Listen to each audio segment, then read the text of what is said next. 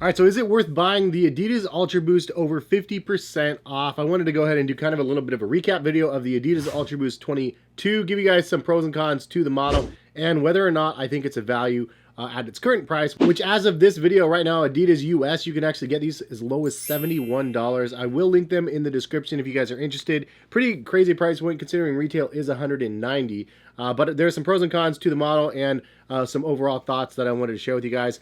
Let's go ahead and jump in. If you guys are new to my channel and you guys enjoy sneaker content, maybe hit that subscribe button and check back for some more stuff. But in this video, I wanted to again cover the Ultra Boost 22. So the Ultra Boost 23 or the Ultra Boost Lite is actually already out right now, and you can buy those at full retail, and I have those linked in the description as well. But with that said, it's a perfect opportunity if you're interested in buying the late model of the signature line of the Adidas Ultra Boost. But is it worth buying $71 versus $190? That's something that I hope to cover in this video, give you guys some pros and cons of the model, my experience with the model in the last year. And I'm one of those people that has actually had like pretty much every single version of the Adidas Ultra Boost from the very first 1.0 knit pattern, 2.0, 3.0, 4.0, 5.0, the Adidas Ultra Boost 19, 20, 21, and 22. So I've tried pretty much every single base model of the Adidas Ultra Boost, and it's just one of those fan favorite models that I absolutely love. It's one of the shoes that really started the like super foam revolution, in my opinion. It's a pair of sneakers that was actually made specifically for runners, but then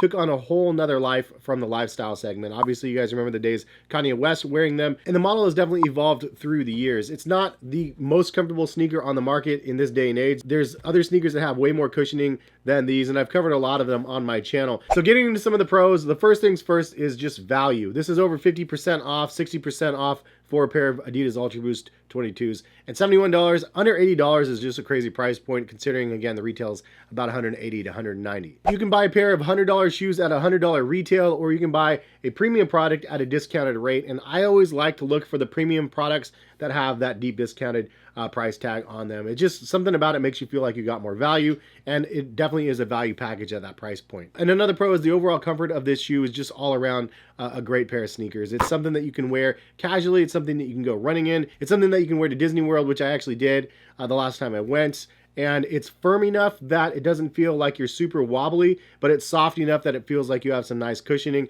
Also, the LEP system gives you like the little extra push, as it says, where you have a little bit of extra propulsion in your step as you're springing forward, and it does give you a little bit of a spring forward movement as you're walking. So the heel toe transition is really nice in these as well. Even though it has a generous portion of boost on the butt of this thing, it's overall very comfortable, but not crazy soft squishy like some of the other super foams out there, like the Adidas Light Strike Pro. That stuff is way squishier than this. But I will say the Adidas Ultra Boost 22 was an improvement over the Ultra Boost 21. I did a comparison video on my channel if you guys missed that, and for some reason the Ultra Boost 22 material felt like it was a little bit squishier in hand than the previous version. And now I understand the Adidas Ultra Boost Lite has a new light version of Ultra Boost that I cannot wait to try it. I will be doing a video on those as soon as I get those in my hands. So check back on the channel, subscribe, notification bell if you guys want to see that video. Another pro is that the overall traction is actually really good on here as well. I mean, it's not the most traction pair of sneakers, but I love the sections of traction that they added on the bottom of the shoe. There's some hollowed out sections as well. There's a little rocker section in the midfoot here as it kind of flows together with that LEP system on the bottom of the shoe. But it is Continental rubber on the outsole, which is a plus, and it is nice and it's grippy. Also, another pro that I would mention is the overall stability of the shoe is actually pretty good as well, considering,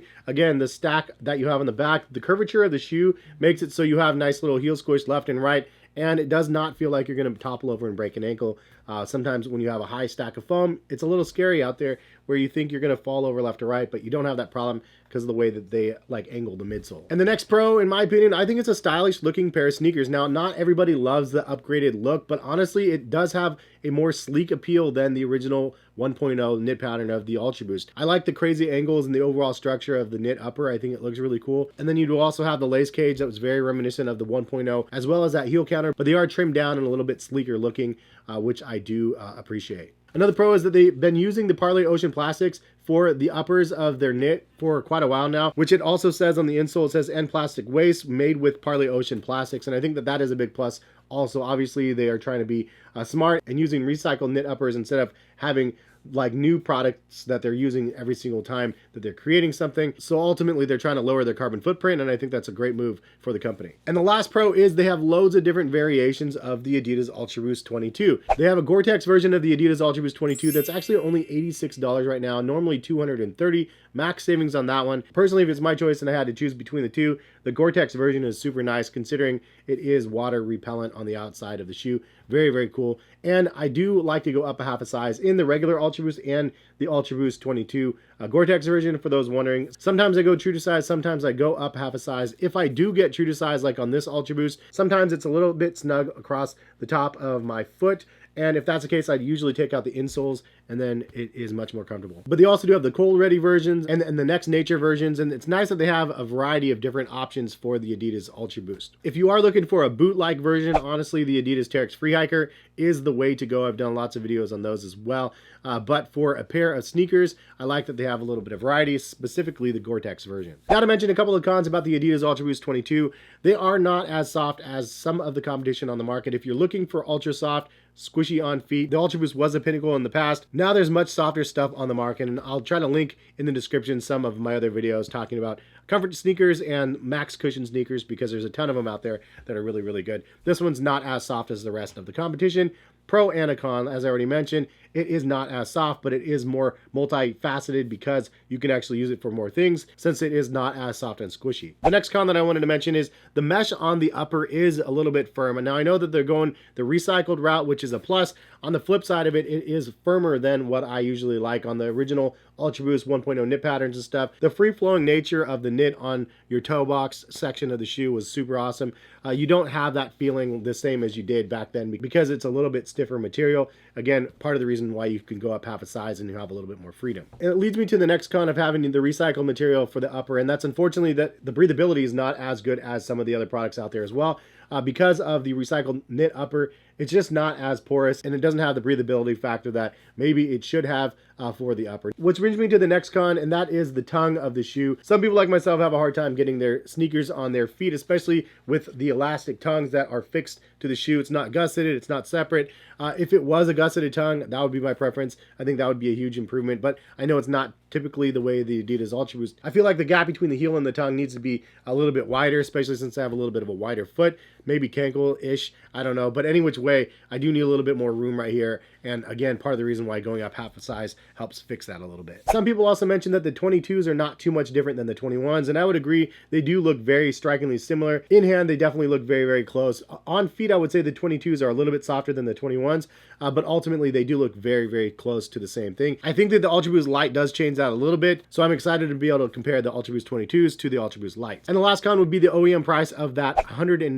$180 is just a little bit too high. I understand that. Some people don't want to spend that much money. And it's funny because I actually live in a pretty nice neighborhood, and there's a lot of the parents around the neighborhood that would probably never ever spend $100 on a pair of sneakers, and I never really realized how much $100 for a pair of sneakers are. For us sneaker people, it's like a drop in the bucket, but for an average consumer, they don't want to pay $180 for a pair of shoes. So they are out of the price range of what people are willing to pay for a pair of footwear, which is why that sale price of $71 right now US is actually really, really lucrative, because they can get a premium product for, again, that discounted rate. And again, I'll link them in the description if you guys are interested in buying a pair of them. But I'm curious to see what you guys say about the Adidas ULTRABOOST 22. Did you buy a pair? Did you try them? What were some of the pros and cons in your opinions? Leave them in the comment section for other people to see. I honestly want to see what you have to say as a retrospective to wearing the ULTRABOOST for the last year as well. Personally, I think that it is a great model. It's one that needs to continue, but I also feel like they need to evolve it a little bit as well. My recommendation, I know that they're going with the Adidas ULTRABOOST Lite. Can't wait to try that one out, but I really want to see the Light Strike version of the Adidas ULTRABOOST. I, again, don't know how the Adidas ULTRABOOST Lite is, what the material is, how different it is. It sounds like it's fused pellets just like this, but Light Strike is very, very soft on feet, and Adidas needs a wider based Light Strike model on the market. And I think that if they widen this a little bit, gave it Light Strike and called it something else, I think that people would be interested. I'd be interested in it for sure, and it would be something that I'm sure would be successful. But anyway, thank you guys for stopping by and watching. If you guys, again, want to buy a pair, link in the description of these. My recommendation, if you have the 71 or the 86, and if you live in a wet area where you need like water protection, definitely get the Gore-Tex version. Personally, I really think that pair is better, a little bit more bang for the buck. If you don't have water in your area, then $71 is a phenomenal price. I don't know how long the sale is going to be lasting. Sometimes it goes up on sale, sometimes it goes away. I always post the deals on Twitter and then my website, Collective Kicks. So follow me over on social if you guys don't already, but appreciate you all for stopping by and watching. Hope you guys have a good rest of the day. Again, subscribe if you guys want to see the Ultra Boost Lite video coming soon, and appreciate you all for watching. Have a good one. Peace, guys.